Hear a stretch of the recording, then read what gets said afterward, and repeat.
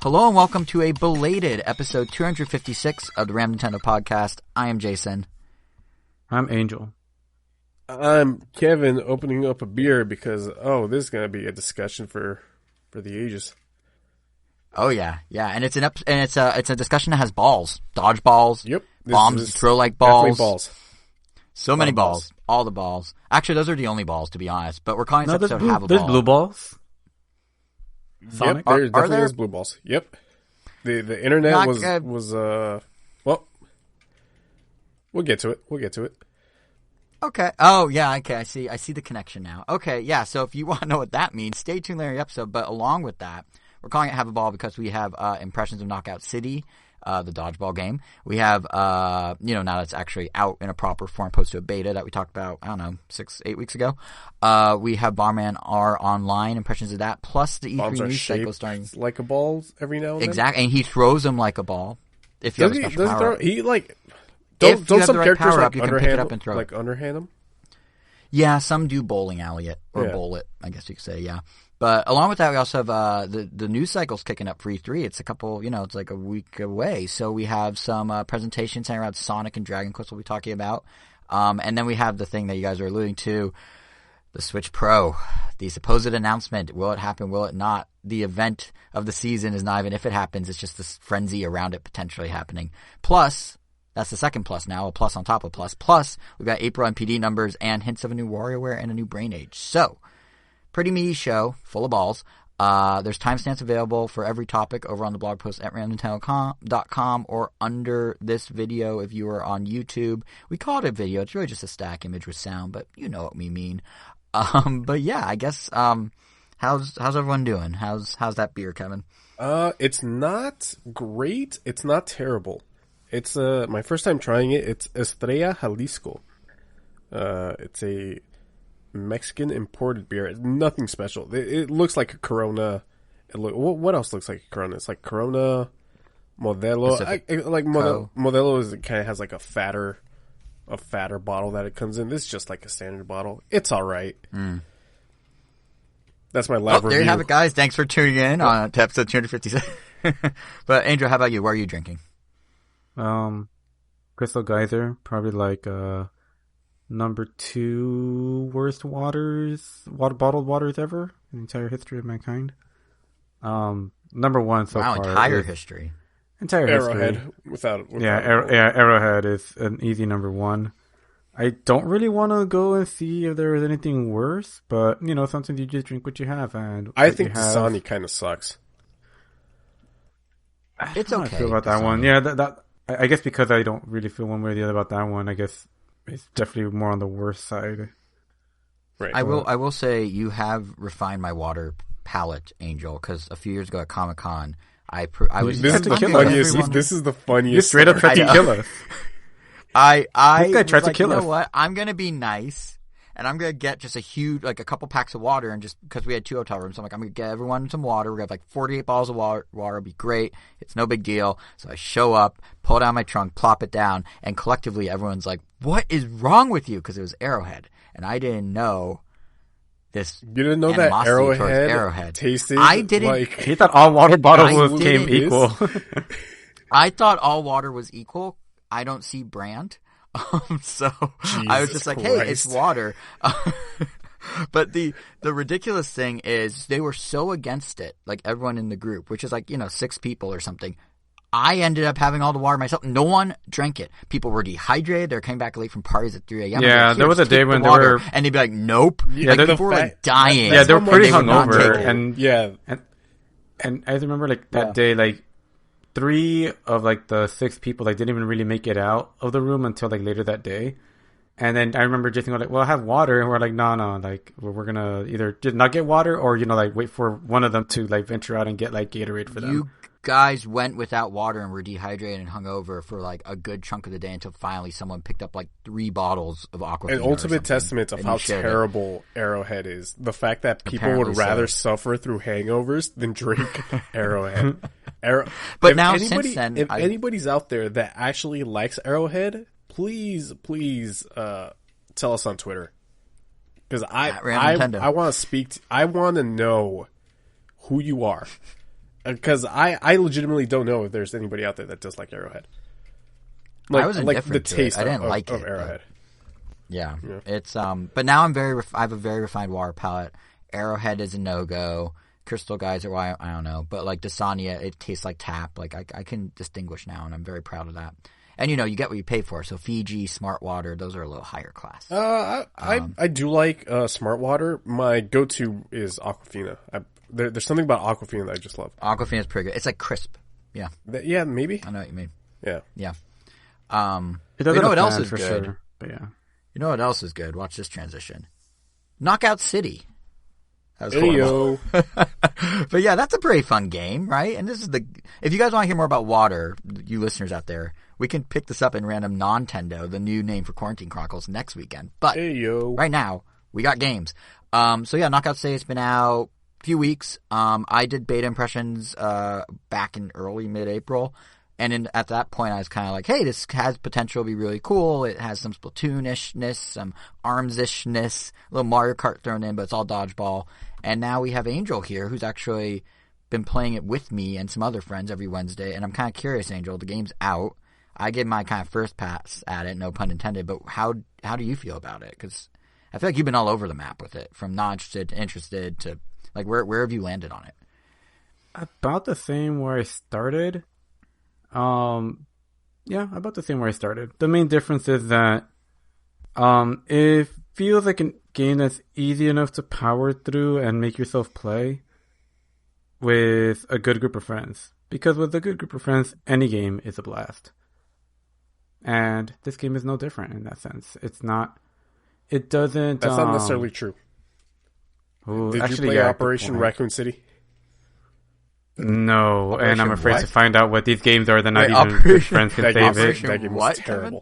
Operation Yeah, Raccoon City, what- Resident Evil. I thought that. It was a Man, Resident Resident Evil Evil game was Raccoon bad? City. Yeah. I know what you're talking. I thought you said record. I see. No, Oh, that's unfortunate to find out. that game was terrible. 4 of us bought that game on launch, and we got through the first 3 chapters, and we're like, "Oh, this is garbage." Oh no, that sucks. Oh, that's a shame. $240 down the drain. Jeez. And Capcom's laughing all the way to the bank. Mm-hmm. Well, But yeah, Angel. So, so you were saying? yeah. So, I mean, so like just like ignoring that aside and just like I'm definitely not saying it's a terrible game. Like I think it's a game that has like plenty of potential. I just think I have to still play it a lot more before I'll really be like, I really like this game. Because I think right now I feel more like, yeah, I could see myself playing this game more, but I'm not really loving it yet.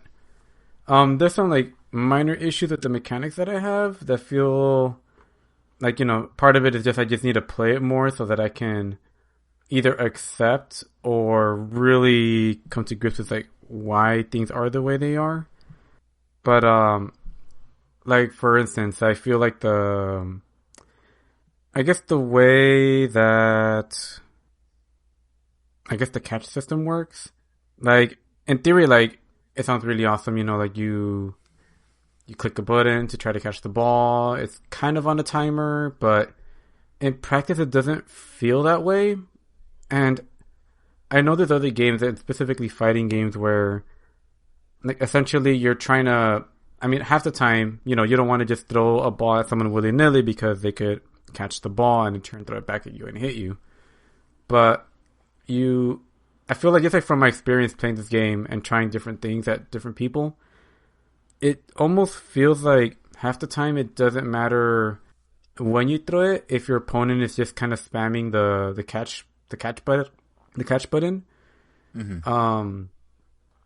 Yeah, it almost feels like it takes more effort to try to. I don't know. It doesn't feel. That part doesn't feel balanced out. But that also feels like something that could easily be tweaked with like, just some minor adjustment. Just like literally like Splatoon or any other game of this type that has some kind of, Right. I guess, like counter mechanic. But I mean, that's probably, and honestly, that's probably like my most egregious one where like that part of it just doesn't feel balanced out and it kind of takes away from it because it almost kind of discourages from, I guess, certain, actually, I take that back a little. Like it does discourage some type of aggressive gameplay, which would make it fun. But at the end of the day, it is a team-based thing, and you could really tell they were trying really hard to, you know, like push that through. And I think they did do a good job at like presenting this like team-based, I don't know, I guess like Splatoon like kind of game. Yeah, like to back it up for a split second. To back up for a split second, just for folks who didn't hear my beta impression. So what Knockout City is, if you guys haven't seen it, anyone listening, is basically 3-on-3 or 4-on-4 if you're doing a private match. Dodgeball in kind of a neo-futuristic West Side Story style New York-ish city. And the idea is you're these squads of dodgeball players, and the balls can be regular balls. They could be special balls. Each time you start a new match, it's a different special ball. It could be like a moon ball that affects gravity, a bomb ball that blows up, a cage ball that traps you, and you could be picked up by opponent's drone. But yeah, to Angel's point, there's this whole mechanic where you could catch the ball and throw it back. And that catch mechanic is kind of, I agree, Angel, it's probably the weakest link of it. But there is a lot of stuff they're trying to do with the team stuff. Oh, yeah. To get into, to try and encourage team play and strategy beyond just like a Mario Kart, like hit A and steer type of approach to the game. And the only reason like I'm really like harping on that aspect is because I know like there's been plenty of times where like I'll try to take advantage of the fact that you can also fake throw, which is pretty cool. It's like, oh, like you could fake throw. And I was able to get my friends a few times with that. But usually those friends like will maybe do the catch once, see that I fake throw, and then just kind of try to run away or do something else. But there are other times where like they'll just keep spamming it, and I'll even try to time it. It's like, all right, they're about to catch, and then I'll wait, and then I'll throw it, and then I'll even look like they should have gotten hit, but then they don't. So I don't know, something about it just feels off. Like I'll just say it feels off. It's version 1. It's very clearly version 1. Yeah. Yeah. But there is a lot. But besides that, like I mean, there's plenty of other techniques that like just like kind of balance out the whole thing. Like, you know, like you have a tackle that you can interrupt someone from, you know, like throwing their ball. If they have it, you can literally tackle them, jump up into the air, catch the ball that they had, and throw it at them. Or in some instances, you can even like tackle the ball itself, especially if it was probably about to hit someone else, which would be really cool. And probably one of the cooler ones is just the fact that this is like something that like my brother like I guess like told us about. But essentially, like, you know, in the beginning of the game, you could even do crazy like techniques like lob someone up into the air right as the match starts, and immediately lob someone else into the air, because the first person should be like in their hang glider mode by the time they reach the apex of the throw. And as the other person that got thrown up is nearing them, they turn into a ball so that the other person catches it. And, you know, then you could just like death from above, just like throw at a target down below. Or apparently you can even take that one step further, and you could have another set of two people throw people further up into the air, which I have not seen done, but I really want to see what that looks like, because that sounds crazy. But, you know, that's one of the more advanced things. Like, one of the more practical things that you're going to be doing more often is just passing the ball to each other, which is definitely, like, it's definitely understated how good that is. Like, I feel like you don't really see the benefits of it until, you know, you just do it. Because in the beginning, most people just want to charge up the ball, run at someone, and, you know, just kind of have your little 1v1s. Or on occasion, your 2v1s. But at the end of the day, they're just throwing the ball that the lone person at the same time, which, you know, most of the time will get you a hit. But it really does seem like if you want to, you know, do well in this game, you want to be constantly passing the ball back and forth between you and your teammates, so that you can get the charge level up so high that when the ball will just travel, you know, just so ridiculously fast that they can't even really time it. And yeah, they might still catch it, and it might still happen often, but at least this way you severely reduce the odds of it. And yeah, that's a pretty cool thing, just keeping that going. And, you know, especially because your teammates could turn into a ball themselves, and you could do that with them. That's kind of a double-edged sword. Or go ahead. Oh, and not to mention that getting hit with a ball that is a person, whether it's your teammate or your opponent, you know, that's an instant KO, because it's 2 hits and you're out, basically.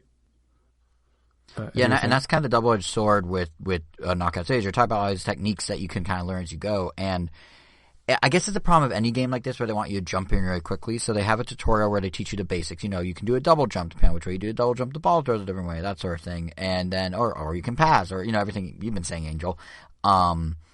and then they just have you go in. But there's this whole other deeper layer, which I guess you could figure out on your own. But the game, because there's not a single player component, because it's not like Splatoon where they have you go through a campaign and kind of learn the deeper mechanics, unless you decide, I'm going to actually go back to the tutorial and realize there are 2 or 3 more sets of tutorials.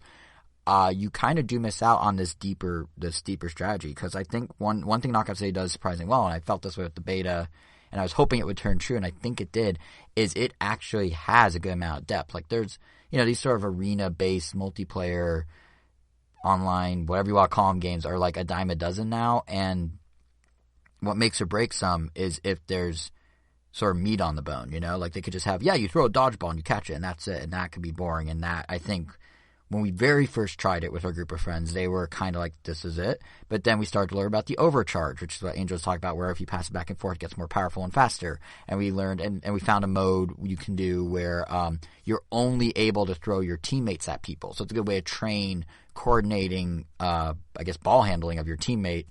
Bad phrasing. Really bad phrasing, but you get what I mean.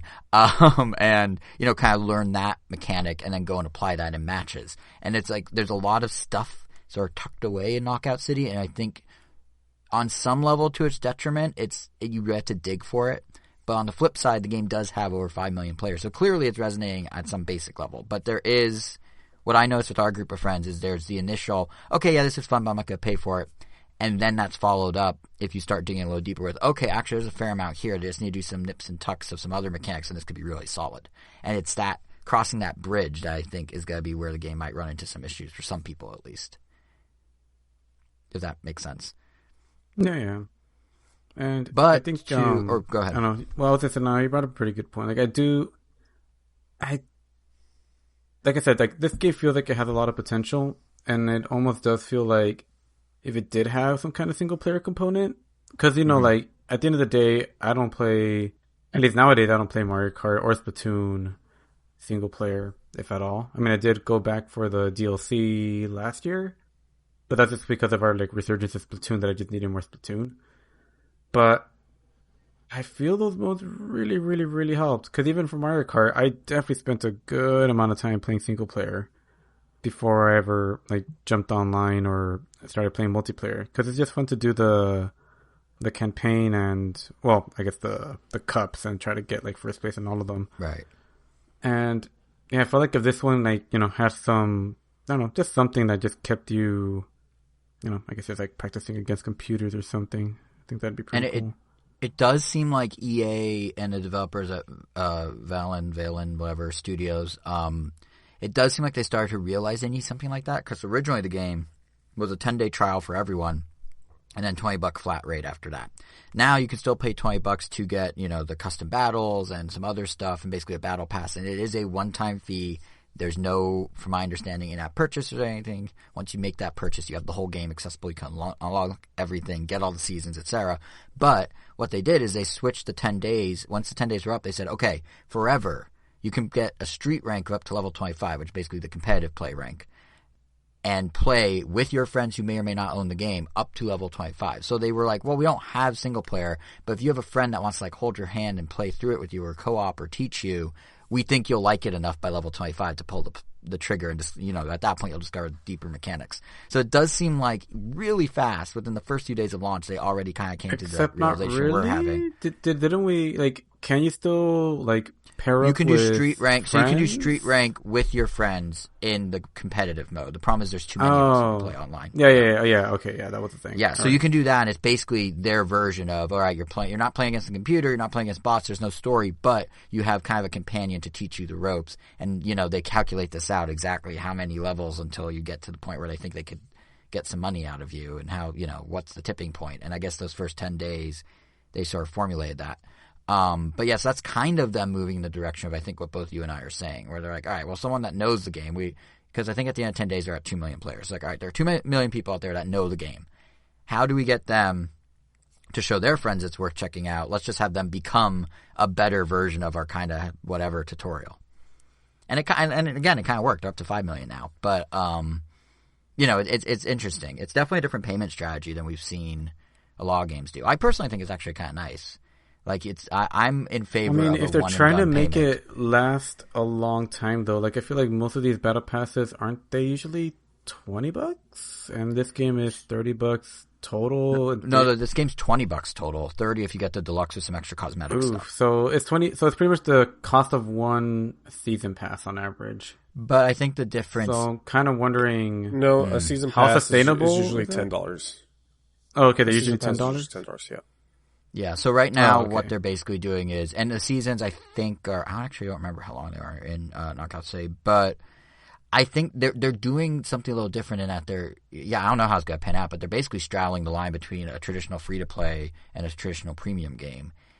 And it will be interesting to see 3, 4, or 5 months from now, one, if the player base is still there, and two, if they're making enough money off this game that they can, because like Splatoon, they do this thing where they roll out new modes and roll out new maps, and Knockout City definitely borrows from that. Like it has really good, in its weird West Side Story way, like world building. The characters look funky, but the world building's cool. Like they have these kind of cool levels, and they're introducing new modes. They have one called like Diamond Dash, where you have to collect diamonds when people die after being hit by the dodgeball, opposed to just getting a kill count. You have to actually go and pick up diamonds from their corpse.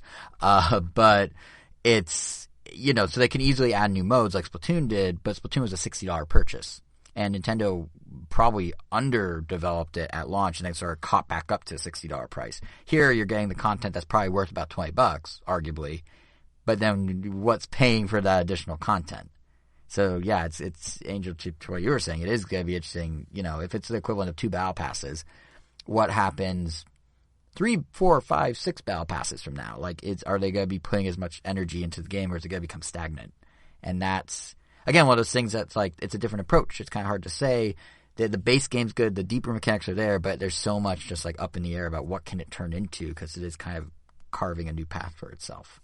So, unless there's other games that do this, but I can't think of any at all that are quite this approach. But, yeah. I don't know. But it'll be interesting to see where this trying goes. to think. I really don't think there are any, but I can't think of any. The game does, though, the more we've been playing it, Angel, I don't know if you got this vibe, it does kind of remind me of ARMS a little, of all things, in that, like, they really went all in on that world. And then they have a mechanic that ultimately is really simple, and then they try and augment it with some other stuff. I'd say maybe it succeeds a little better at augmenting it than ARMS did, but yeah, I got some serious ARMS. I mean, also, really, the game is ARMS in the sense that you're doing long-distance punching. That's pretty much it. Like, ARMS was you just extend your arm really far and hit someone. Yeah, this is just throw you throw a ball really far yeah. and hit someone. Yeah, it's basically the same. It's just this feels like a slightly better, I wouldn't say execution, because ARMS, production-wise, was definitely probably higher quality, but, it was Nintendo. But in terms of just like the value for dollar, the yum to buck ratio of this, the play to buck ratio, I feel like this is probably more what ARMS could have been, should have been. I don't know. And it already has, double the players of ARMS. So we'll see. But really? Yeah, it's a very interesting game. It's definitely, it feels very at home on Switch to me. Yeah, like it definitely feels like it belongs, like, it just feels like a Nintendo game, for sure. Yeah. Yeah, and it hopefully, more people check it out, and there is enough of a player base that EA can get creative with how they do stuff. And who knows, maybe they're going to do DLC packs down the line, and that's how they monetize it. Like, it's their kind of, again, they're forging their own path, so it'll be interesting. But I'd say it's worth checking out. It's now free indefinitely, at least to start, and then you can worry about it at level 25, which, like, if you play seriously, it's like 5-6 hours in, maybe.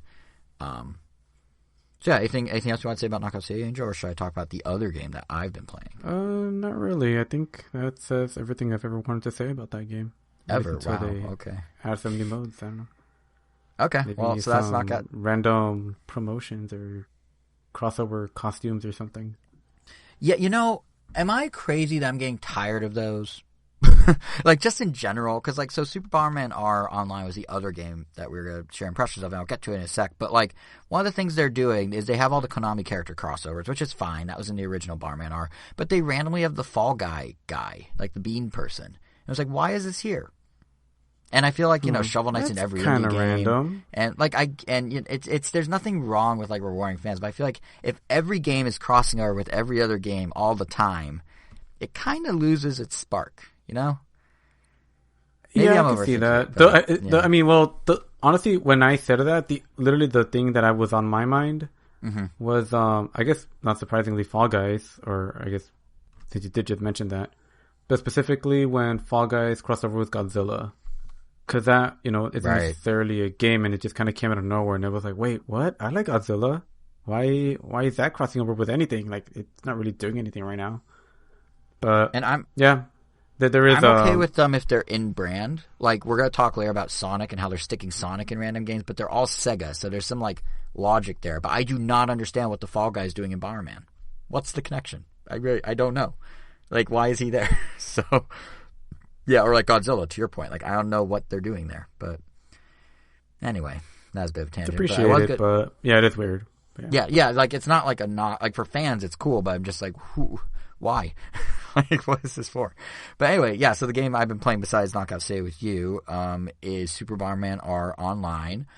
We talked a bit about the game when it was first announced, but to catch anyone up who doesn't know, this is a spin-off of sorts of Super Bomberman R, which was a Switch launch title. It's the same engine, same mechanics, same love of crossover characters as we were just talking about, although they keep it in Konami's wheelhouse. Where it differs is that this is a free-to-play game and it's a battle royale game. And I have to say, the number one takeaway I can tell you guys is it has some pretty good menu music, which I realize may sound like a strange place to start impressions, but honestly, I think I spent the most time hearing that music over anything else in the game because the load times on this thing are just atrocious. I mean, starting a match has you going through 3 separate loading screens that take, for real, like multiple minutes. And then adding insult to injury once you do go through is if you die, you get dumped back to the main menu screen. There's no rematch option or way to just keep going with the character you selected. You get to go through all the screens again. And it adds enough unnecessary friction to the whole experience that it's actually to a point where I kept thinking, like, should I do one more? And I'm like, no, because I have to sit here for 3 minutes just to get to one more. Like, it takes away from the one thing a free-to-play game needs most, which is the hook to get you to keep going over and over. And it frankly kind of sucks because the game itself is a lot of fun and does a pretty unique job of sort of mixing and matching the tropes of other Battle Royale games. So I kind of wish it didn't have this loading problem because underneath the hood, like, it's cool. Like, when you first start it up, it does feel a lot like, Tetris 99 or Pac-Man 99 or I guess Mario 35, may it rest in peace, in that you have your main grid. Pac-Man 99? Yeah. Pac-Man 99. That died already? No. Mario 35 died already. I said Mario 35 too. Oh, I'm on like, I heard the Pac-Man's rest in not peace. going anywhere. No. Did you get your Pac 1 yet? No, Pac 2 is the highest I've gotten. Oh. I know. Want.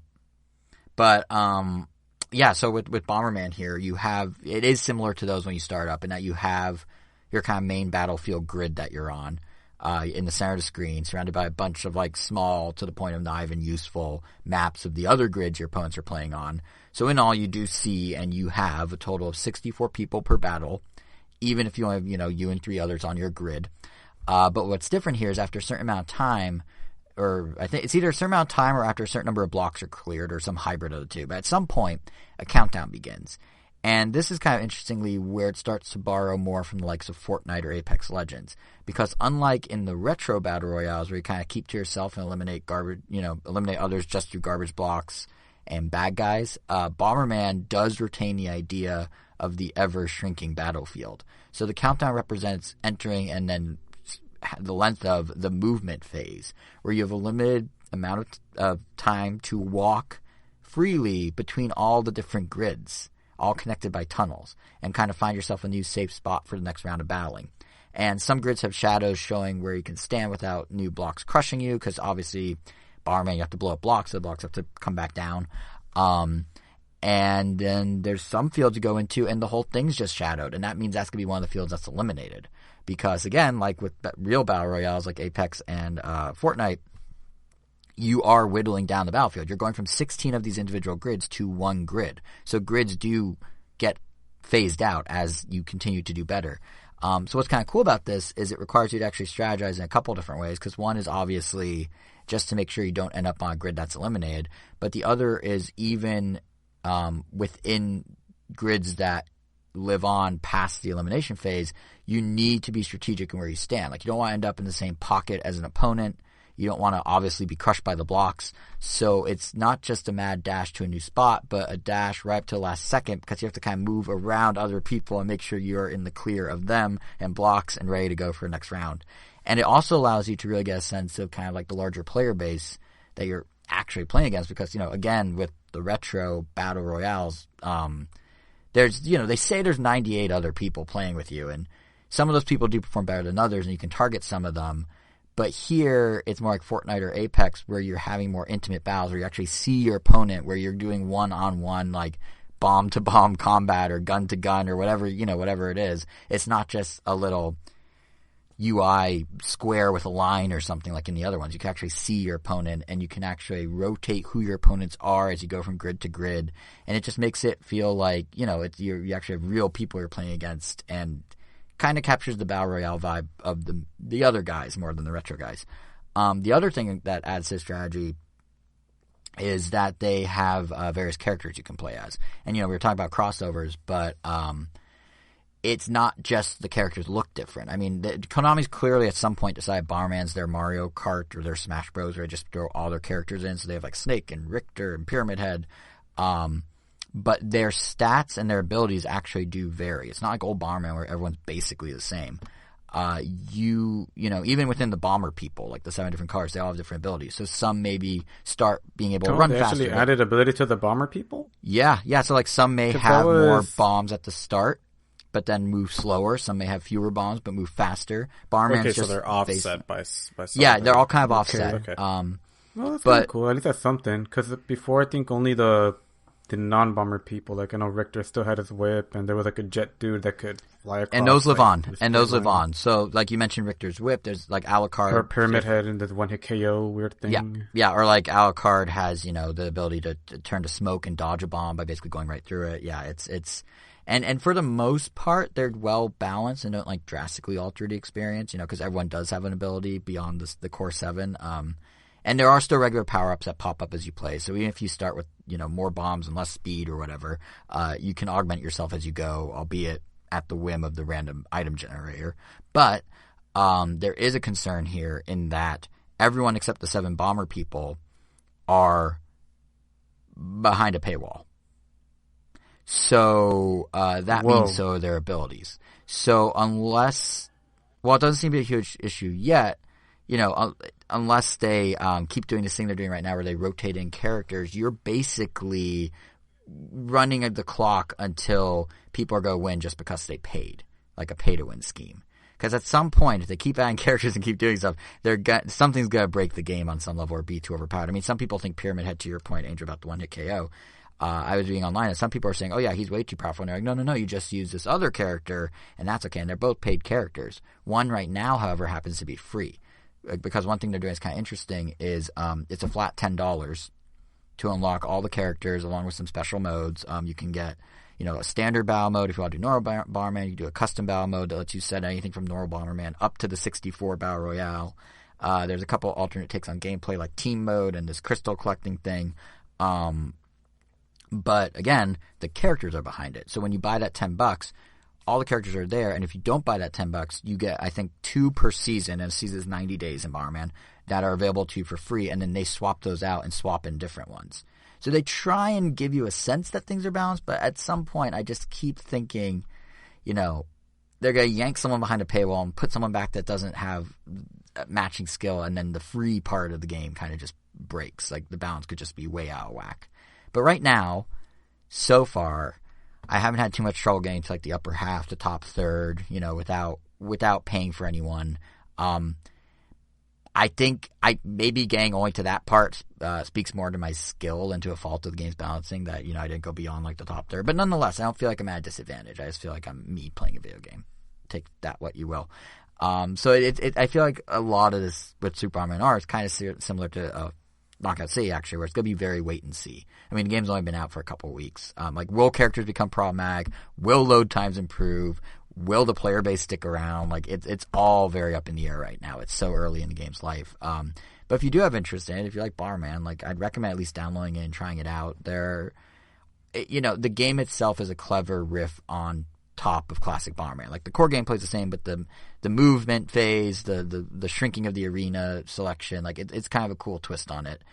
You know, it's just a matter of how long will the experience I just told you about actually last, and I guess how long are you willing to wait for that experience to load. But if you're okay with those two thoughts, it's probably worth checking out. So yeah, that's Bomberman R. I feel like our impressions this episode are just like, these games right this minute, if you play today, are pretty cool, but what will they be in 2 months? I don't know. But I guess that's just how gaming is now. Like everything's a live service essentially. Yeah, and I mean, with Life on Earth being so limited, you really have to be careful with what you pick. Mm-hmm. So. At least the nice thing is, on the news side, all the games that were announced and talked about that we're going to be covering are normal. They have a start, they have an end. You pay a flat rate, you get your game. So that's kind of nice. Like they're old school, you could say. And you know, this is kind of the start of the E3 wave. So first up, I guess, is the first ever Sonic Central presentation, which gave a look in a very Nintendo Direct sort of way at what's happening with the Hedgehog this year for its 30th anniversary. Did you guys watch? Do you have any favorite announcements? I did watch it. What jumped out at you? The bling. Yes, thank you. The fact that like it needed like attention or something. It was just like, this kind of came out of nowhere to me. Yeah, for those who haven't seen it, we'll link to the presentation in the blog post. For those who haven't seen it, they announced, I love how they phrase this, for fans dialed into hip-hop culture, they've teamed up with King Ice to announce 4 diamond chain Sonic characters. So you can get Sonic, Knuckles, Tails, or Shadow as bling that you wear for thousands of dollars. It is real. I feel thousands of dollars. Wait, what? Aren't they thousands of dollars? They're diamonds. I don't know. I think they're more manageable because I think my brother's getting one. Yeah, because really? Elvis bought I think 2 of them. Wait, he bought 2 of them. I was like, there's no way that he spent over 2. All right, hang on. I know he loves Sonic, but there's no way that they're $1,000. I'm checking the price. Okay, maybe they're hundreds then. Maybe they're not real diamonds. Is that what you're telling me? Well, check it. I don't know. Maybe they're very tiny. I don't know. No, they look pretty decent size. Nothing like waiting for me to look something up on the internet while we record a podcast. Yeah, I actually can't find it. Besides that, first I thought like, oh, a concert, but then I'm like, oh, that's right. They're not going to have an actual concert right now. Yeah, it would have been cool to like have an opportunity to have a live one, especially to see, Crush 40. But right. Oh, it's like these things sell for like $100. Because I missed my chance. I'm looking at just King Ice's website, not the Sonic ones in particular, but just in general. You can get an MTV logo for like $120. Yeah, no way that they're going to sell. I guess it's Sonic they have Xbox ones. For $1,000. Yeah, I like to think for the fans dialed into hip hop culture, they'd spend a pretty penny to get these, but I guess they made them affordable, so that's good. Sonic and hip hop fans. Yeah, the huge overlap in that audience. Oh yeah, that Venn diagram is a fat Venn diagram. It is funny that was the first thing that jumped out. Kevin, what was did you have anything? Not really. I'll finally be able to play Sonic Colors, which is cool. Like, yeah, let's actually talk about that real quick. One of the best Sonic game in the last couple of years. So yeah, like it's considered one of the better Sonic games. No, it is. The last 10 years. Angel, did you play Colors? Yeah, I beat it back when it was out. I really liked it. It's good, right? Really cool. Obviously, there's some it's good, pretty big issues with it, but I feel like it was at a point where, I don't know how comparable that is to Sonic Unleashed, because it feels like at least in Sonic Unleashed the Warhog stages were not bad. They were just very not Sonic that people didn't like them that much more. Mm-hmm. In this case, you have, I guess what Sega was obsessed with at the time, every Sonic game had to have 2D levels and 3D levels. Mm-hmm. And the 3D levels were awesome. The music was great. The visuals were great, especially for the Wii. But every other level was like a 2D level, and those levels sucked. I don't remember them being that bad. They didn't feel like classic Sonic, but they were just, I don't know. I just remember because usually 2D levels have different physics with them because they're just designed differently. Mm-hmm. But it felt like they kept the momentum of 3D Sonic, Right, that's forced right. you to play it on a 2D plane. So like picking up speed takes a long time, especially when you have to make a short jump. And he continues gaining speed while in the air, so it's really easy to overshoot. Mm-hmm. Luckily, these levels are incredibly short, which is why like their sting, like just as they start to become really grating, you beat them. So it's like, you know, you're onto the fun levels again. Mm-hmm. So they're quite forgettable in that sense, but they've always been a sticking point with me. Like the game would have been like perfect if it wasn't for these 2D levels. Just because it felt like it didn't balance it out. That's really strange because I remember playing Sonic Colors on the either on the regular DS or the 3DS. Different and that game was super fun, and that was just all 2D. Yeah, it was a different. Oh no! Well, yeah, entirely. well, that one was designed from the ground up to be 2D. Like that was like Sonic Rush. Like those were great. Yeah, so they had Sonic Team why not just do the... why not just like sort of port those? And So just yeah, I don't know why they didn't make so weird. Because the thing is, like some levels were entirely in 2D and had those really weird like heavy momentum physics attached to them, and other levels transitioned from 3D to 2D to 3D. So they're like, oh, I guess that we can't switch the physics on them midway through, but I almost feel like they just should have.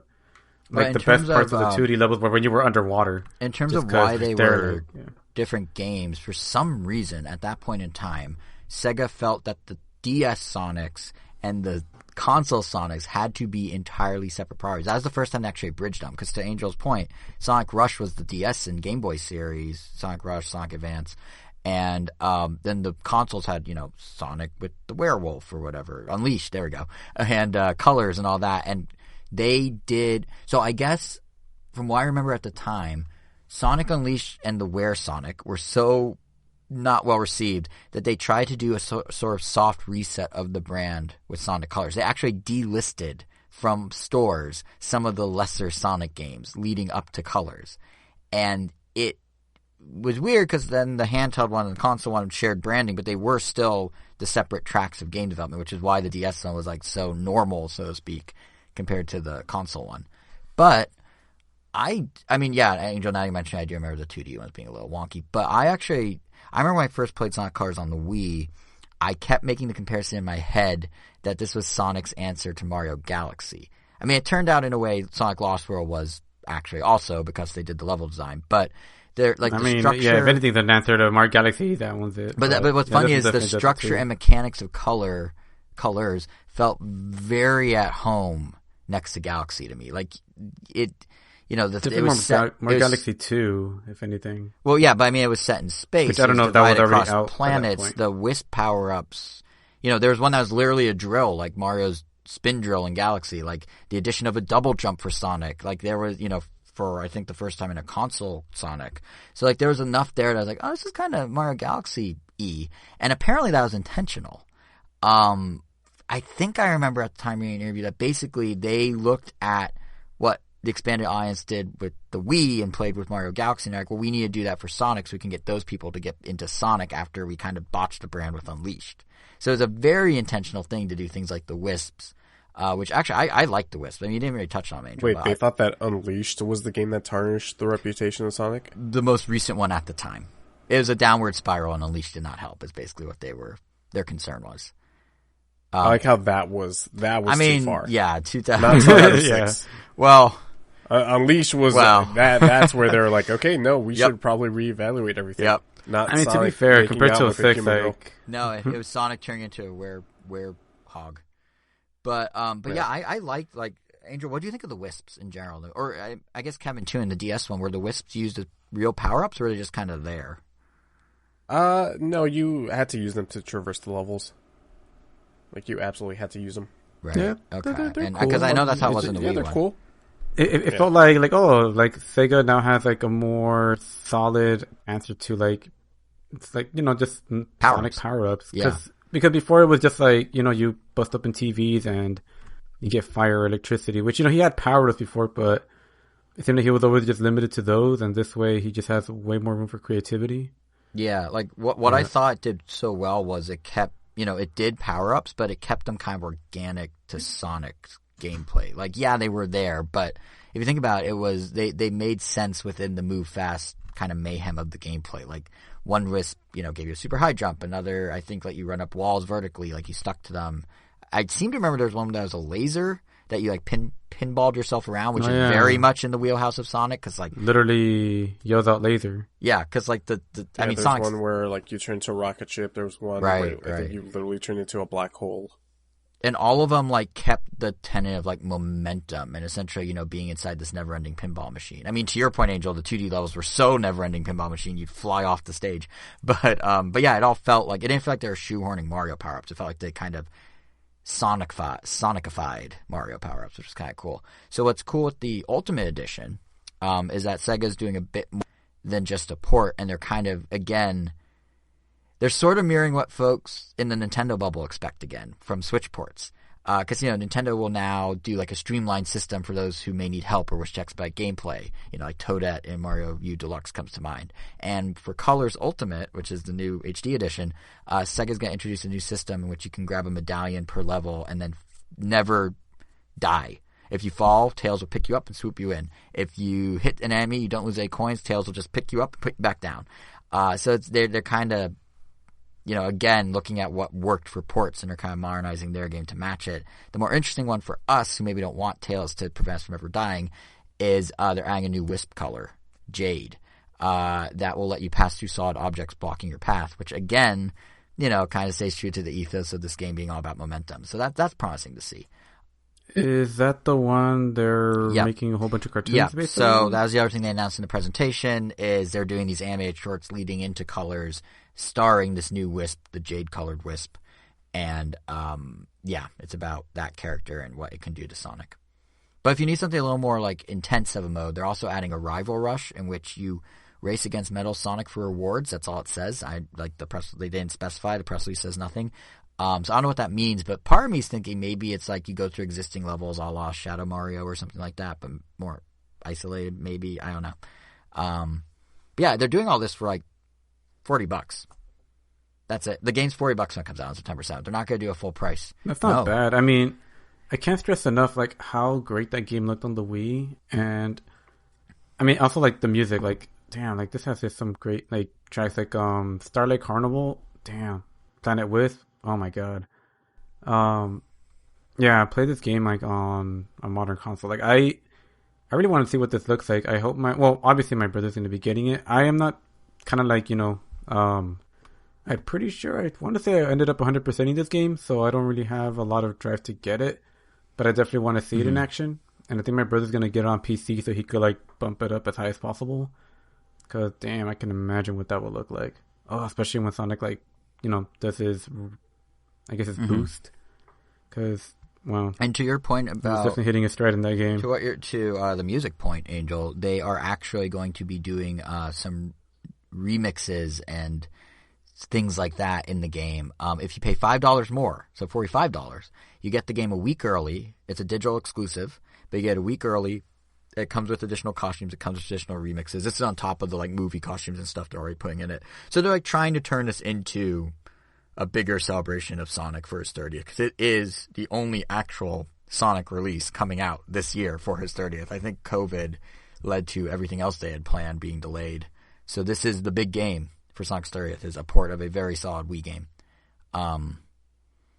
Although, if you wanted to play Sonic in different ways, and this is one of my highlights, as silly as it sounds from the presentation, he has some weird crossovers in the Tokyo Olympics video game, the realistic one, and 2 Point Hospital. Like, these aren't, you know, standout announcements on their own, but they're just silly enough, and Sega's embracing that silliness just enough that it kind of works. Because, like, what they could have done is, you know, how Mario was awkwardly shoved into NBA Street Volume 3 or SSX back in the GameCube days, but instead they put Sonic costumes into the games, which is almost more absurd. So, like, there's a mascot costume out there running with real Olympians, or, like, perhaps the better one. There's a... Yeah, check out the trailer. Yeah. That looks so trippy that it's kind of funny, because it almost looks realistic. No, it does. He has realistic fur. How visuals come out. I thought they were showing, like, oh, there's going to be a Sonic costume in the actual Olympics. Like, oh, no, this is It's crazy. Footage. And my personal favorite, like, that one looks absurd, but my personal... I mean, YouTube compression helped a lot. My favorite is the hospital fully staffed with medical professionals who are choosing to dress up like Sonic and Amy and Knuckles. Like, that is basically what 2 Point Hospital is doing. Like, you can just dress your doctors in these costumes. And it's just so silly. And it's even more silly when you stop to realize that, like, there had to be real people holding real meetings, probably multiple meetings throughout Sega to discuss how, like, okay, an actual Sonic in the Olympics won't make sense, so do that silly costume. But, doctors dressing as Sonic, well, that makes total sense. Put that in 2 Point Hospital.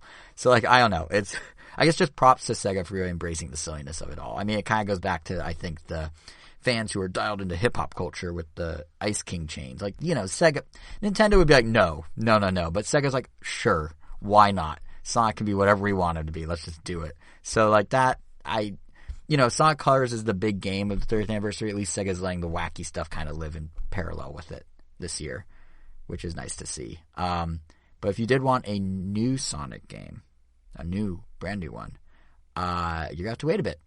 Sega did this. Did you guys see this teaser for the next Sonic? I mean, it was part of. Oh yeah, that's I forgot. I forgot you guys watched. We saw the thing. What did you guys think of the teaser? I'm just gonna tune now right before there. One more thing. You might have missed it because it was only 7 seconds long and really teased absolutely nothing.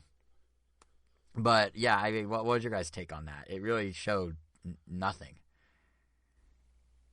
I mean, for a big deal that I made for having seen it, no, it doesn't tell me anything. It's just like, I mean, if anything, like, I guess Sonic running through the woods, I'm sure it wasn't like a nod or anything, but it just reminded me of, I guess, the beginning, the intro scene of Sonic Adventure 1, where he's running through the woods. Like, I was just like, oh, that reminds me of that. But then he started, like, showing us a Kirby's Epic Yarn. No, not Kirby's Epic Yarn. Kirby's Canvas Curse kind of trail, and I'm like, wait, what's going on? And then it flashed that weird, be, like, drawing his path, and or it flashed something? that weird symbol that was like Zap or Zop or Zoop or I don't know what it said. But yeah, it's it's like, oh, Sega's getting weird with Sonic. It's weird because, like, so I'm gonna assume that you guys don't know about this. So this game was leaked back in January. I don't know if you guys know about this. On 4chan, of all places.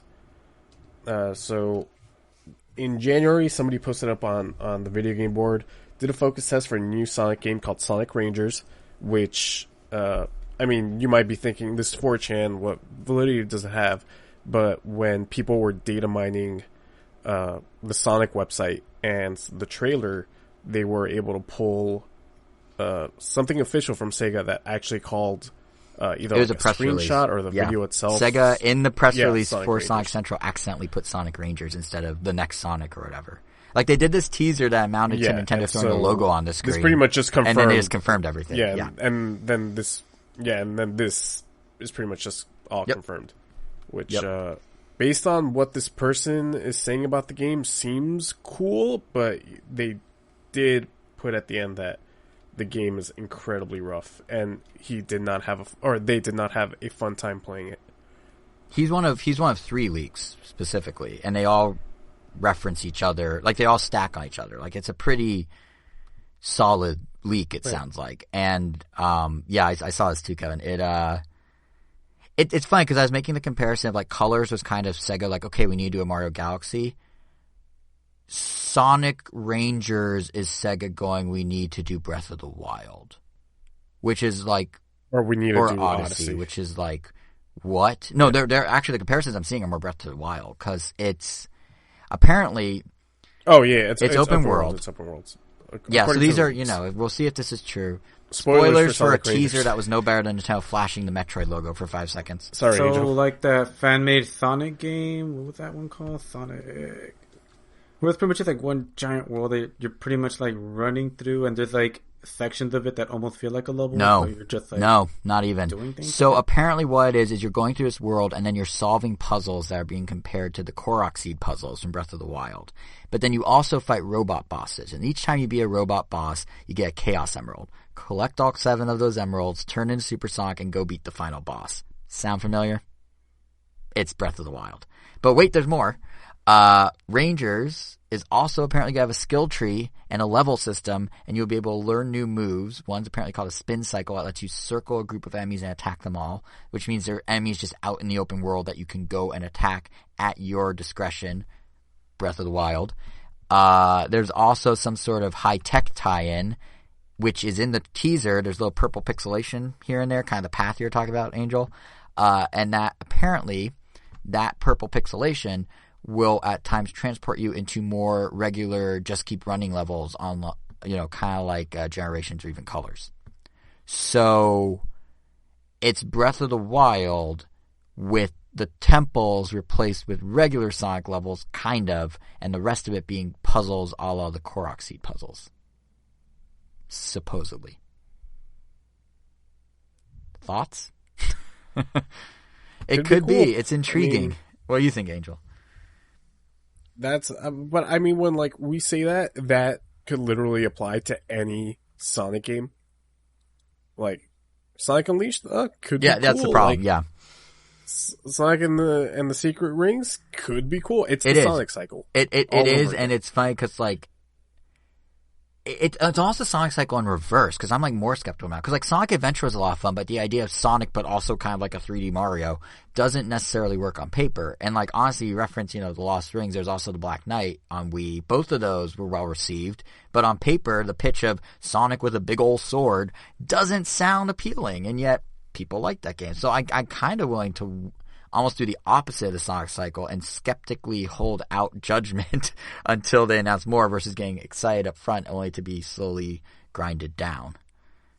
But it's interesting. I could see why they would want this for 30th anniversary. It's kind of this big new, like, look at what Sonic's doing next, and COVID made them miss the boat. But I don't know. I mean, Angel, what's your read on it now that you kind of know what it might be?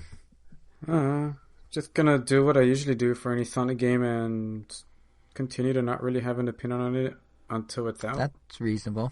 Like, I don't really feel one way or the other about it. Maybe because of track records or anything, whether they're being good or bad. Like, yeah, I don't know. I just get excited about the idea of a Sonic game coming out, but that's kind of as far as it goes. I don't get any more excited or any less excited. It's just like, oh, it's coming out? Alright, cool. You've been worn down by the Sonic cycle enough to just sit back and wait. Smart man. Yeah, like I can just wait. Like, whatever. And to be... It'll be whatever it be. I mean, I looked forward to Sonic Forces as much as Sonic Where Colors, did you stand on Sonic Heroes? Was that the one that was pretty heavily panned? I think it started going down, but I think it was already out by the time I heard about it. I think what was the game after Sonic Heroes? I think the one after Sonic Heroes, that's where it was like Sonic Air Riders, Sonic 06. Was it Sonic? Or not 06? Air Riders, Sonic Riders. Probably was. Or was it Unleashed? No, Unleashed. It was. No, 06 came before Unleashed. Yeah, it was 06 because Heroes was in like 2004 or 5 on GameCube. It has to be 06 because yeah, Heroes was. Like, just give us Generations 2, man. Like, Generations, I thought was a good game. That's what seems like what Sonic Forces was supposed to be.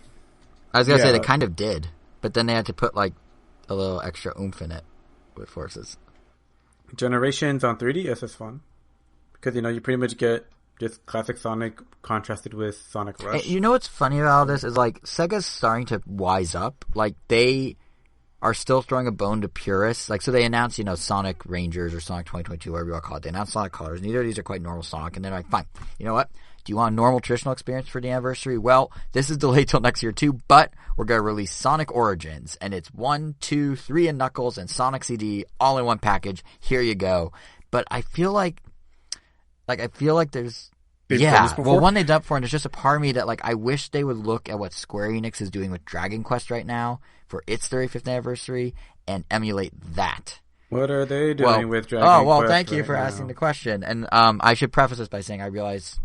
I don't know. I didn't even know they were doing something until they did a presentation. I can't say Sega should look at Square Enix because... Jason isn't just lying out of his pants. I don't usually lie. Thank you very much. But no, what was I going to say? I don't usually lie. I don't usually lie. Yep, that's the poll quote for this episode. But I was gonna say that I should preface me saying Sega should look at Square Enix. Kind of hard considering Square Enix happened after Sega's presentation, I believe, or no, not after, before, after, whichever one makes it hard for them to look is my point. But the thing that Sega's we also missed one. Oh, what? Yeah, before we jump, what? Well, two. Well, one specifically for me. Apparently a sequel to Judgment got announced.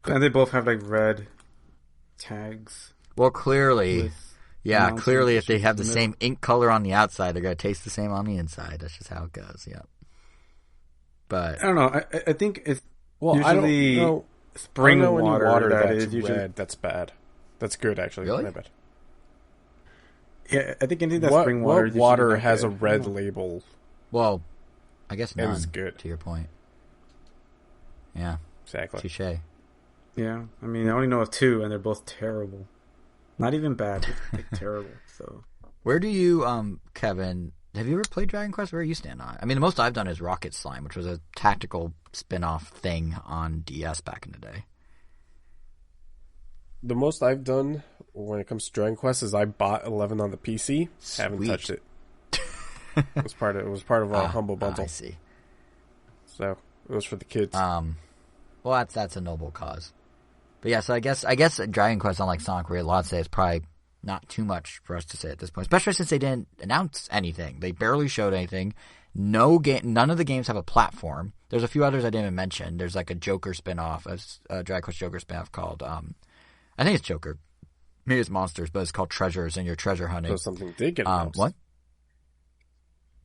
So I could have sworn you said Oh, nothing. no, was nothing announced. was announced for any of the games specifically. So no platforms were named. No release windows were named. All they said is it's going to be a global release, but they didn't say when that would be for any of them. And if I were to put on my tinfoil hat here for a second. Oh, God, here we go. So Dragon Quest is the series that was announced for the NX before it was even a thing. So if hypothetically, Square Enix wanted to, let's say, enhance Dragon Quest III's 2D HD on the Switch, or, debut footage of Dragon Quest XII as a potential Switch first release looking the best it can, it would certainly line up with past franchise behavior to, I don't know, do it on the Switch Pro, wait for a Switch Pro to be announced, and release footage in tandem. I'm just saying. I mean, I'll readily admit I'm just saying I don't think it's... I'm just saying that... Oh, I don't no. think it's that I'll deep readily at all. admit in a heartbeat that I'm being ridiculous here and a little facetious. But I think, really, the narrative in the Nintendo world, if you move... don't you mean very ridiculous and incredibly facetious? Sure, we'll go with that. But that's what's going on with the Nintendo fandom right now, is this level of ridiculousness. Because for the past week or two, it's this ongoing will they, won't they, is it happening, is it not, that the Switch Pro announcement is reportedly imminent. As in, maybe by the time folks listen to this, minutes after we post it online, it already may be announced. And it all stemmed from a Bloomberg report that said Nintendo may actually announce the Switch Pro before E3 to let companies show off the Pro and the Pro optimized games on their own schedule without spilling the beans for Nintendo. Did Schreier write that article? No, it was written by their inside. I forget his name. Because it no, wasn't it wasn't. Jason? Well, hold on. Jason? It was by the other guy believe that's good at Bloomberg. There's a Japanese journalist whose name escapes me. He used to be the insider at Nintendo for Wall Street Journal. He jumped ship to Bloomberg about a year ago. He got the Switch Lite right. He got the Switch right. He gets pretty much everything right. He's like the Schreier of Japanese Nintendo circuit. Okay, well, if I don't see Schreier like backing it up, I'm probably not going to didn't not back it up. He speculated on it from what I saw. Oh my God! Yeah, it's hard to say. Who knows what's gonna happen? But what set the fans in motion is, so this rumor occurred, or this report. Rumor's a little harsh. This report occurred, and then that was only further augmented by Nintendo then announcing its E3 plans, which do remain on the usual Tuesday morning of E3, and will be both a direct at 9 a.m. and a deeper dive into games during a 3-hour Treehouse Live segment right after. But because Tuesday is now the last day of E3 instead of the first formal day as it was in the past, it means that literally every other company is going to do their thing before Nintendo, instead of Nintendo being after the first parties and before a lot of the third parties. So, probably coincidental, probably doesn't mean anything, but when you pair it with the usual insiders that have somewhat decent track records are agreeing it could happen before E3, Bloomberg saying it could happen before E3, Nintendo going on to say the Direct is only about software, and international retailers listing TBD consoles in their systems that are supposed to be revealed or up for sale like this current week, the buzz really took off. And what's funny is that we're at the point where there's not anything new about the Switch Pro itself to this story, at all. We suspected it would cost more than $300. It's reportedly costing more than $300. We thought it could come out later this year. Bloomberg saying September or October, production's already underway, which, you know, is exciting, but not groundbreaking news. It's like, all right, yes, we know it's coming. And feature-wise, like, we've done our wish list. We've heard the speculation. We know about 4K. Like, there's nothing here. But the timing, the idea that the Switch could be announced at, like, any minute, that's what I think set everyone off. And I'll be honest, myself included, like, I got caught up in the hype. In my case, I'm talking, like, I set alerts for every Nintendo tweet. I shifted when I woke up. No, this is real. I shifted when I woke up from, I usually get up around 7:45 in the morning, but Nintendo's earliest tweets they tend to do are at 7 a.m., so I have been getting up at 7 a.m. just in case. I'm not even kidding. It's bad. My God, it's really dude. bad. Go outside. What are the kids saying? The kids are saying to touch grass. Go touch grass. I was just outside all weekend at Disneyland, and I'm still this. And did you touch any grass? No. Well, therein lies the issue. But like, you know, I've been in forum threads. Hold on. Is there? I haven't been to Disneyland in well over 20 years. Is there any place where I don't know about grass actually? Or no, is I it don't know all about like grass, but fenced they off? do have live trees and bushes and shrubs. I don't think they have grass though. Now that you mention it, it is so weird. But yeah, like it's bad. Like I've been, you know. I haven't been as bad as people who look at a Nintendo tweet and say, "Oh, this is Nintendo trolling us." Like they posted Machi the Kiwi or whatever from Skyward Sword, and it's just like, "Say hi, Machi." And I was like, "Oh, Nintendo posted this today because like they know we're paying attention because this is the day the Switch Pro is going to be announced, and they're trolling us like they did with that Chibi Robo a decade ago." And I was like, "No, I think you guys are just reading into this too much." But I will admit, I have shifted my sleep schedule. I had my girlfriend one morning roll over in bed and go, "So did they announce the thing yet?" At like 7 in the morning, I'm like, "No." And she's like, "All right," and kind of rolled her eyes and went back to sleep. Like, that's the level I'm at here. I'm willing to admit it. But that's... that poor woman. But that's... To be fair, as I'm sitting here reading forum threads about like the theories of when the Switch Pro is going to be announced, she's sitting there reading Facebook groups about when the Taylor Swift re-releases of her re-recorded albums are coming out. And the fans there, if you think Switch fans are crazy, like if you think Nintendo fans are crazy about this stuff, they have the most, like, it's insane the amount of like layers they go to. Like, oh, well, one time she was wearing this color, and this color, if you look at a numeric chart, is represented by this number, and this number, if you combine it with this other thing she did, is the date 6/13. So the new album must be coming out on June 13th. It's like, what? Like, it's next level. So don't worry, I'm in good company. But I am curious. Obviously, the Switch Pro thing's a little ridiculous. Do you guys get this way about anything? Like, has there been any sort of hype that you've just been consumed by to the point that, you know, it gets nonsensical? Or am I a unique snowflake? I get pretty hyped about stuff, but never to the point where I am if I'm hyped about something, I usually want to know as little as possible. Interesting. Okay. And Angel, I know you're the same way about that in that regard, right? Yeah, like I'll let my imagination run wild, but I may or may not like necessarily start looking for things. Like surprisingly, like even for like Ninja Turtle stuff, I mean, damn, I don't know. I mean, I guess it would have to be, I mean, I feel like I must have maybe for a Smash Brothers, but I don't know. I mean, like the only times I could ever think of, like, man, when am I ever like trying to keep up to date with something coming out? And it's only ever because, you know, getting the thing itself is really hard that I have to keep up with it. Like it's always purchasing related that I'm ever like getting on top of something. Not so much for like the release of new info, because it just kind of comes when it comes. And I am very much in the mind of like, yeah, I'll just wait for them to announce it. Like this has been really annoying. I feel like maybe since like year 2 or 3 or whenever like talks about Switch Pro coming out, like I feel like I've just been like already over it.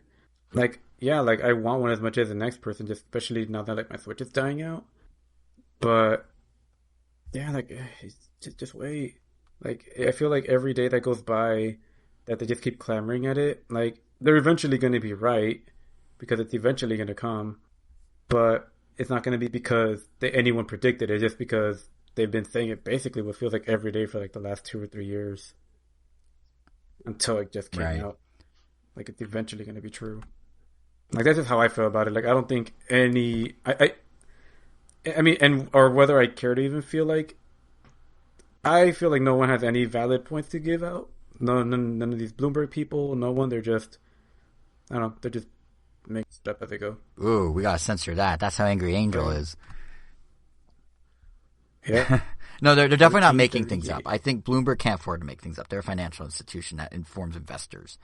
And they do this and they follow market trends and they say it's going in production. The difference is they say, hey, it's going in production. It may come out before E3, just as reference to, hey, keep an eye on Nintendo stock for reason XYZ. The fans then go, well, they said before E3, it has to be happening now, even though it was May and it wasn't supposed to be some sort of prediction. It's just them saying this thing's in motion, prepare your stocks accordingly. And that's kind of that's sort of the disconnect, I think. It's like when I think it's also just kind of an age thing. Like, I don't know. I think the older we get, the more, I don't know, maybe it's not like the same for everybody, but I kind of feel like my hobby started diversifying, or even, like my life just hasn't revolved around purely just Nintendo anymore.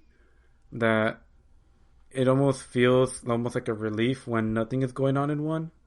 So it's like, oh, I can actually like focus on the other. Like whenever there isn't like a crazy wave of Ninja Turtle stuff coming out, I could look at some Godzilla stuff, or Evangelion stuff, or Ace Attorney stuff, or what have you.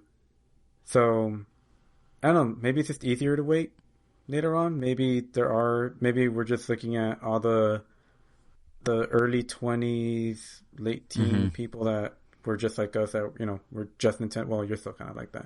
You literally just described Well, yeah, like but I mean, I did appreciate, to your point, I did appreciate the lull of the past year. This week here, these next 10 days, like today, the day of recording was WWDC for Apple. There's a ton of news there. And then like Summer Game Fest is Thursday. And then like the presentations for E3 start on Saturday and Sunday and Monday and Tuesday. It's like a lot. And I kind of miss the like easy breezy emptiness a little. Beautiful exactly. Cover girl. Exactly. But that's the thing. Like if it wasn't for like people going in an uproar over the Switch Pro thing, I feel like it'd be nice and quiet. At least but on the same... Side. Yeah, it really isn't anything that's getting teased by them or anything. It's just rumors that are going crazy. That's like what the hype train seems to be running on. And I do think part of that is because there is just pent up hype in a way.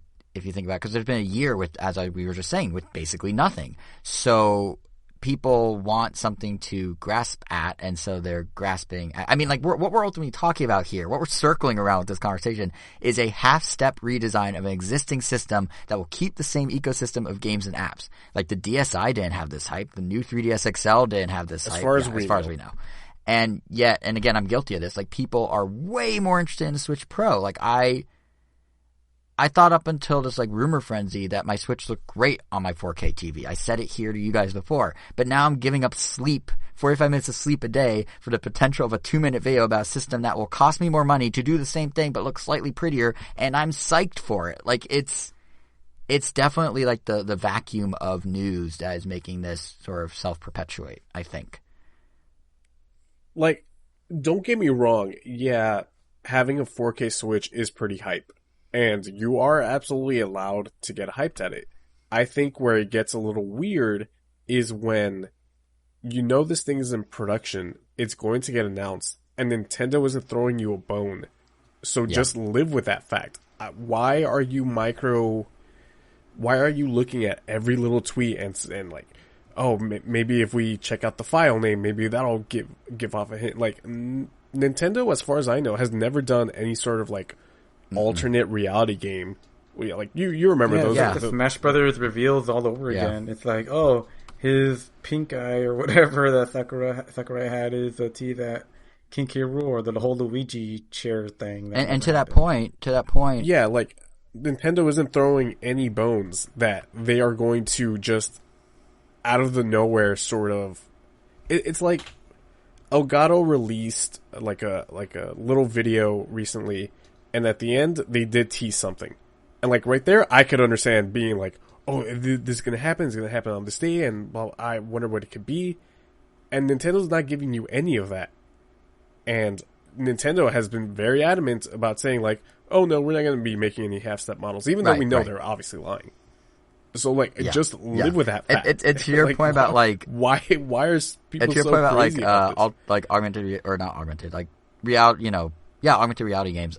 Thank you. Alternate like, reality. you know, I make a comparison that, like, my girlfriend's in the same boat with the Taylor Swift stuff. Taylor Swift does that. Like, she sets up games for the fans. Like, Nintendo's not doing that. So, like, her doing it's like, oh, you're doing a fun scavenger hunt with fans, which actually Linkin Park used to do all the time for their albums, too, and they were fun. This is, like, and I, again, am guilty of it, but this is just, like, absurdity, for lack of a better term.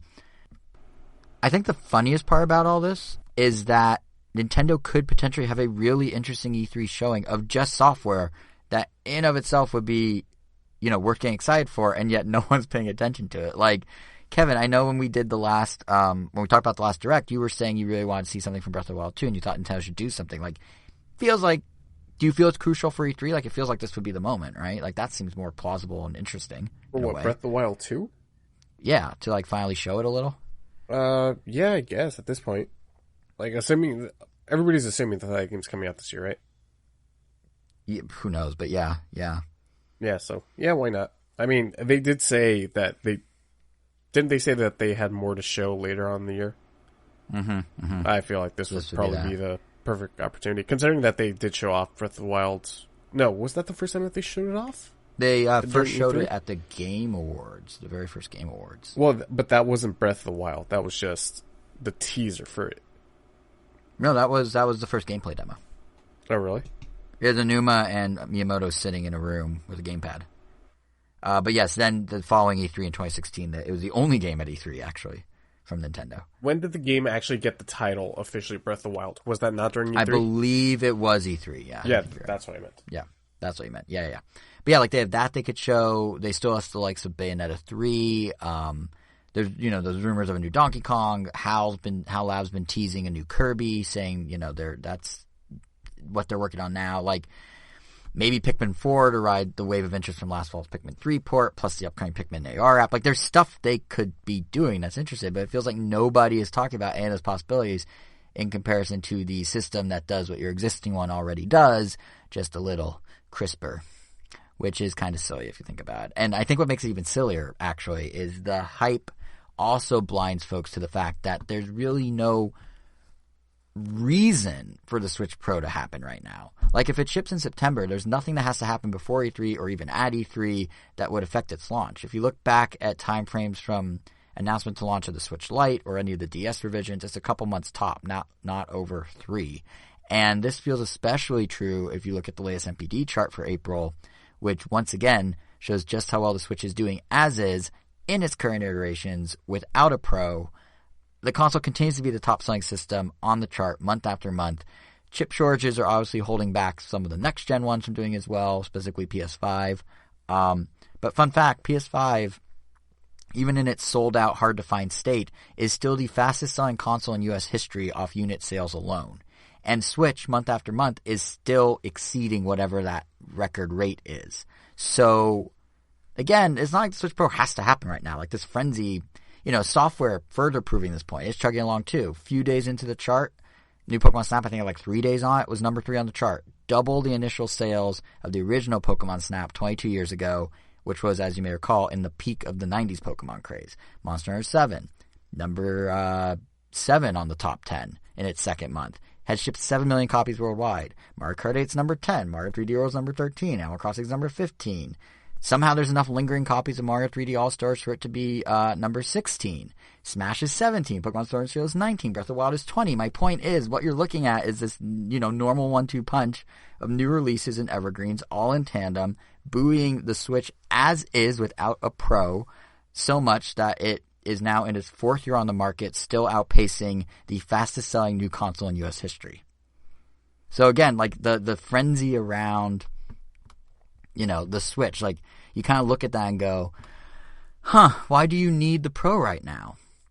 Like, sure, come the holidays, maybe the tide will turn with availability of next gen hopefully being better and buzz about 4K and all that.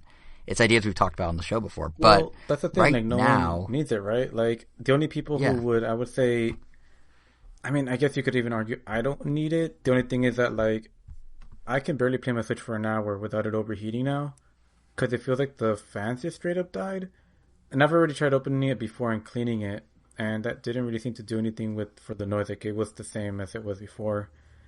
But I'm at that point where it's like, do I just buy another one, or because we are at like what, year 5 of the Switch coming up, or 4. Oh yeah, we're in year 4 going on to 5. Yeah. Yeah, we're going on to year 5. Like by this point, like Nintendo does do something, so it makes more sense just for me to wait for the next thing. So so that's pretty much where I'm at. Like I feel like, if you're in the market for a new one, you're better off just waiting for whatever. And unless it just straight up dies, then I guess I'm not playing Smash Brothers. And I think, to your point, there's an element, not so much of that they don't want your Switch to die, but I think there is an element of Nintendo trying to, here's the deal. I was saying there's no reason for it, right? It could come up during the holidays. Bloomberg, again, like we were saying, it's not so much, is it being announced before E3, after E3, during E3? The point is, in the fall, or like in September, in October, these things will be ready if they need to be. And I think the question then becomes like, okay, so why, if the Switch is doing fine, what would Nintendo gain from a Switch Pro? Like, what in the shorter term is the purpose of this thing now? Like, why is there enough of a rumor mill around it now that could actually happen sooner rather than later, so people like you, Angel, can get your Switch fixed, essentially? And I think the answer actually kind of lies in large part in some action Nintendo's taking as of late. Like, do you guys remember after the last Direct how I was saying it felt like they were focusing on handheld-friendly releases in the short term to seemingly prime for big AAA graphical powerhouse blowouts, to show off later. Like, now we get Miitopia, now we get Famicom Detective Club, even Skyward Sword HD, gaining button support. But then Breath of the Wild 2 and Metroid Prime 4 and all that jazz is, like, down the line, years ahead. Bayonetta 3, all that's kind of, like, more visually interesting, so they're saving it for later. Like, I think you guys remember we talked about that, right? In the time since then, a few things have happened, and it's going to lead me to modify that thought. So first, Bloomberg, in that same report, made an interesting claim in their story that the Switch Pro will actually replace the regular Switch. So the lineup, while still kind of an iPhone-like thing in the way that allows multiple tiers of device to have the same game library, is going to now consist of a budget option, the Switch Lite, something durable, affordable, kind of more entry-level, and a Pro device, something Nintendo can upcharge, make even more premium as its justification, and that will, for the first time, differentiate visually from what the other Switch can do. So that's number one. That's thing number one that happened. Second thing, Nintendo just announced the release dates of Pokemon Brilliant Diamond and Shining Pearl, as well as Pokemon Legends Arceus. Now, a lot can maybe be said about how weird it was that we didn't get a new trailer for either game or even a screenshot to go along with the dates. They just put the dates out there, which is very un-Nintendo. Normally, this time of year, going into E3, they do a Pokemon Presents. They didn't even do that. But what I wanted to focus on real quick was that the games come out 3 months apart. November 19th for Brilliant Diamond and Shining Pearl, January 22nd for Legends. That's very close together. But the games themselves, they're pretty far apart in terms of design and implementation, right? Like, one's top-down, kind of in the vein of a handheld Pokemon. The other's a Breath of the Wild-esque, or should I say Sonic Rangers-esque I was style, say, open-world game. We've been using everything as a Breath of the Wild game, just like everything was a Dark Souls game at some point. Yeah, so we'll say Sonic Rangers. It's the new watermark. Let's get ahead of the curve and be pioneers in this. Let's really, it's the new... And perhaps, depending on how Pokemon Legends runs, it really is going to be like the new Sonic Rangers. But, okay, so that's point number 2. Point number 3, and I promise these are going somewhere. This past week... I see what you did. Nintendo just released it. What? I said I see what you did. Because you see how Sonic Rangers runs, or whatever. Yeah, yep. This past week, point number 3, Nintendo just released a title you probably wouldn't expect them to publish, DC Superhero Girls Team Power, which is based on the show of the same name. Kind of random and not relevant to my broader point here, but it's weirdly developed by the people who made Deadly Premonition 2, of all things. So that's total whiplash for that studio. But anyway, back on topic. Final point. Point number 4. Nintendo is opening up to the idea of a broader range of price points. Wait, hold up. That just blew my mind. Hold on. Are we talking about the same... We're not talking about the same director, right? We're not talking same about... Same studio. What's his name? Same studio. I always forget his name. I don't think it's the same director. I think it's the workforce. Yeah, I know who you're talking about. I don't think it's him. I could be wrong, but I know it's the same studio. Swery 65. Yeah, I don't think it's him, but it's the same. It's Toy Blocks Inc. or something like that, who also did the. It's kind of like how Sakurai has Sora, but then Namco Bandai actually does most of the work. Gotcha. That sort of thing. Toy box. I think. Otherwise, that'd be insane if the dude who did Deadly Premonition, the mastermind of it, is like, now. Oh, so a couple companies DC worked on Deadly superheroes. Premonition. That's why I got confused. Because Swery's company is White Owls. And I see. There's 3 companies on it. Yeah. But anyway, is your mind pieced back together now? Yeah, now it makes sense. Cool. All right, so final point. I promise these all connect. Point number 4. I started saying Nintendo's opening up to the idea of broad range of price points. Because it used to be they charged, for the most part, $50 or $60 for a new release, and that was it. Now, in this past month, we have Game Builder Garage. It's available for $30 when it comes out next week. Famicom Detective Club, or this week actually. Famicom Detective Club was $35 a pop for each version. Miitopia's $50. And interestingly, Nintendo of America specifically just sent out surveys to select Nintendo account holders asking if they'd be willing to pay $40 for a brain training game. Presumably the Brain Age that came out on Switch in Japan and Europe and not here, or if they pay $50 for a WarioWare game, a new WarioWare game, which I guess, to pause here momentarily, it's kind of an odd question to ask someone if they pay for something they have no idea what content it contains, right? Like, am I crazy for being like, how do you answer that if you don't know what's in it?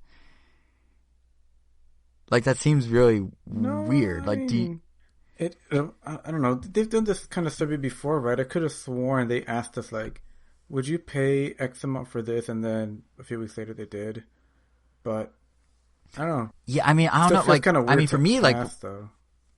That's what I'm saying. Like, for me, obviously, WarioWare would be a no-brainer at any price because I love the game that much. So, but I'm thinking, like, all right, it's been $50 for Game & Wario, and that one arguably had much less content than any. Yeah, Mario and game. like but then go back a little further, and like Mega Party games on the GameCube was like $40, I think. And so if they're gonna charge $50, I assume compared to the regular $30 price for WarioWare proper game. Game Wario doesn't share the name, but $30 is what WarioWare's always been. I assume if it's $50, that means you get the voice acting from Gold, you get the multiplayer type stuff from Smooth Moves and Mega Party games, maybe some of the Game & Wario multiplayer that doesn't require a gamepad comes in. Like, that all sounds great at $50, but who knows? I mean, like, is there a threshold where, like, if they say we're gonna make Brain Age $40, like, well, that's absurd because there's only so much you can do with it. Like, I don't know. It's a weird question. But yeah, it's more like show me what it should have, or like give us a general idea. Because I mean, if you just go based off the title, it's almost kind of hard for me to justify $40 for a Brain Age. A WarioWare. Even weirder is they're not even calling it Brain Age. They're just like a brain training game, which tells you even less. Yeah, it's like they're $5 a pop on the iPhone. So yeah, I don't know. I feel they need to give more details. But yeah, it's weird. But anyway, my through line with all this and why I mentioned that is that everything I just rattled off boils down to a strategy we last saw Nintendo do successfully with the Wii and DS. And as actually catering to different demographics. On those systems, they had a whole budget line of more casual-facing games with touch generations. They introduced demographic-specific titles like Style Savvy and perhaps questionably Super Princess Peach, where she used her emotions as powers, as you may recall. I guarantee that would not fly in the year 2021. And they made games that were, more handheld-oriented on the DS, more console-first on the Wii. The DS and Wii were different price points. They had kind of different pitches to the market. And in the early days of the Switch, there was this talking point I kept using of how they need to expand the footprint of the system. It starts with the core gamers, then it moves into like other genres, so maybe sports fans, shooter fans, casual gamers, etc., etc. So all those things I just rattled off, I'd argue what we're now seeing and why Nintendo is perhaps pushing out Switch Pro sooner rather than later. Even if we don't buy the announcements happening this month, the production's underway. That's pretty much confirmed. The reason I think they're doing it is I think the company is capitalizing on those footprints from 4 years ago finally existing, and they're entrenching both those audiences now and creating new entry points for each of those kind of footprint buckets, demographics, whatever you want to call it. Like, you can look at those girls who got into Animal Crossing and think, hey, there's an audience for a DC superhero girl game within that audience, and vice versa. Someone may come in for that game and then buy Animal Crossing. They could look at the massive Switch Lite audience and say, there's an opportunity to sell more games that are catered to that on-the-go mentality than the Switch's original MO of console games you play anywhere. Or better yet, they probably looked at that same audience and went, people that are buying Switch Lites do like the same console games, but they're maybe on more of a budget. So, that's a demographic that didn't really get catered to before. Nintendo's notorious for not dropping their prices. Even some some older Switch evergreens, like they've come down like once or twice a year, but that's it. So including them, this audience, this budget-minded people, through, lower price releases like WarioWare, hitting segments of the audience who won't pay $300 for a Switch, but maybe want Brain Age. Like, the Touch Generations crowd got a DS Lite and Brain Age for $20, and they were set with that. They're not going to spend $300 and $60 to do it again. I wouldn't even be surprised if we see in the next year that the Switch gets a Nintendo Selects line, like other platforms have, or maybe lesser performing evergreens like, I don't know, ARMS or Kirby Star Allies or Mario Tennis Aces or maybe even Splatoon 2 to Prime for Splatoon 3. Maybe those get budget prices, and then they have kind of this Switch audience. This Switch Lite audience that's like sort of this separate minded group, and they can make more handheld friendly stuff for them because it's a handheld first, and they can also make budget stuff to kind of bridge them over. And then you look at what Pokemon's doing with the dates being, 3 months apart, and you could see them like, you see what they're doing here, because they can release a classic handheld style experience and a crazy new console one that probably is going to look best on a big old TV, maybe in 4K. And I bet they thought like, we could do that mere months apart and hit different crowds and overlap those in some pretty big ways. And frankly, like, if they were ever going to pick a time to stack Pokemon releases back to back, now's the time. Because like, one, Pokemon Frenzy is at an all-time high. Pokemon Company had its most profitable year ever last year, they just announced. The brand, like, Pokemon cards are selling in the, like, billions of units. I'm not even exaggerating. Billions of Pokemon cards were sold in 2020. It's insanity. So if they were to pick a time to say, all right, well, let's cater to two audiences, one platform, but split it and do, the handheld style game and kind of a console one and just target them slightly differently, this is the time to do it. And all this leads back to Switch Pro, which through the lens of, it's not just being about, competing with the concept of other 4K consoles. It's about the demographics. Makes a lot more sense right now because it's Nintendo doubling down on that original core audience. The same way they're finding ways to squeeze more money out of someone maybe interested in only Switch Lite or in a budget system or in Pokemon or in girl games, for lack of a better term. They might see the Switch Pro as an opportunity to charge these core fans more, give them fancier graphics, give them the impressions of media experiences, cater to them with newer third-party ports. And, because of the demographic buckets, they can make all this money, and because it's the Switch and it's still one platform at the end of the day, they don't have the risk of a drought. Wii and DS kept alternating which one had the drought any given year because they had only so many resources. Here, they can still kind of split their audiences into segments, but because it's all one platform at the end of the day, all roads lead back to Switch. It's still one library. It's still going to look like it has a ton of games coming out. So with that, I'm going to get off my soapbox. But that's my theory as to why the Switch Pro will happen sooner rather than later. It's not so much about Switch sales are slowing down. It's about Nintendo doubling down on every single type of demographic. The Switch Pro just being the core demographic versus, actually trying to fix a problem or fix sales or something like that. So yeah, that was a long way to go to say that, but I'll now give you guys the floor if you have anything you want to talk about whatsoever or any thoughts on that. I'm willing to bet that Nintendo themselves doesn't put that much thought into like everything that you just said. Yeah, I like to think they do. Pretty amazing. Thank you. I like to think they do. And if they don't, Nintendo, you can find me on Twitter at JSR7, and I take job offers via DM or public tweet. Need any help getting off of that soapbox? It's a little high and you have a bad knee. It's I don't have a bad knee, but I'm good. Thank you. Is there anything else though in the world of gaming you want to cover before we wrap this thing up? I think that's pretty much the episode. Unless you guys have anything else. I didn't mean to end with a monologue, but I had lots to say. Can't wait to learn more about the Playdate. Oh yeah! By the time this episode's up, the Playdate, the Nintendo system that isn't by Nintendo, will have its first info out. Yeah. Yeah, that's like true. I mentioned to Jason, I think I'm going through like tech withdrawal. So just because I haven't really bought any new piece of tech in a while, and yeah, it just needs something. See now you understand maybe the hype, the reason I get up 45 minutes early for a Switch Pro. news that isn't happening is because I too am going through withdrawal, the news hype cycle withdrawal. Maybe that is how it is. I mean, usually there is something to satiate it. And I mean, there is. I mean, there's this. Like, this will more than satisfy. Even just getting that info will probably be more than enough, just because it's been a while. Right. Like you said, almost 2 years, so... Yeah, no, just about 2 years and 3 weeks or something, yeah. Yeah. But well, maybe we'll give some thoughts on what we think of the play date when we have our first ever random non-Tendo. That's Quarantine Chronicles, but not called Quarantine Chronicles, which is coming up this weekend on the 13th of June. Kevin, was there anything you wanted to mention this episode before we continue down the rabbit hole of wrapping up? No. Cool. Okay. So, Random Nintendo, hosted by right there, Kevin, will be this Sunday. And then we'll have a random Nintendo, jam-packed with all the E3 news from Nintendo's and others. That's announcements, that's software, certainly, maybe hardware, probably not. But who knows what else. That'll come the following Sunday on June 20th. So right after the dust settles from E3 and we have time to sort of digest all the news.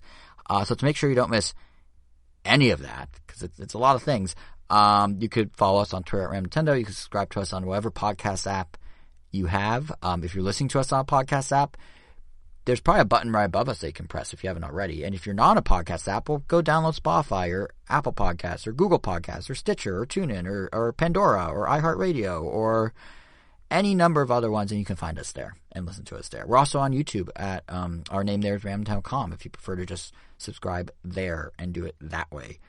Individually, we're on Twitter at different names. I'm JSR7. Angel is Wero, WEIRO_O. Kevin is KVN Gomi. I'm sure we'll be saying some things related to E3 over the next week. But you can also just sit back and wait to the episode if you don't want to have to hunt us all down. But with that, yeah, I guess everyone enjoy the Video Game Christmas. That is E3 and Summer Game Fest. And Kevin, I leave you with the final word. Right here, right now, I'm announcing the new Nintendo Switch Pro $399 on store shelves in 3 days. Good luck.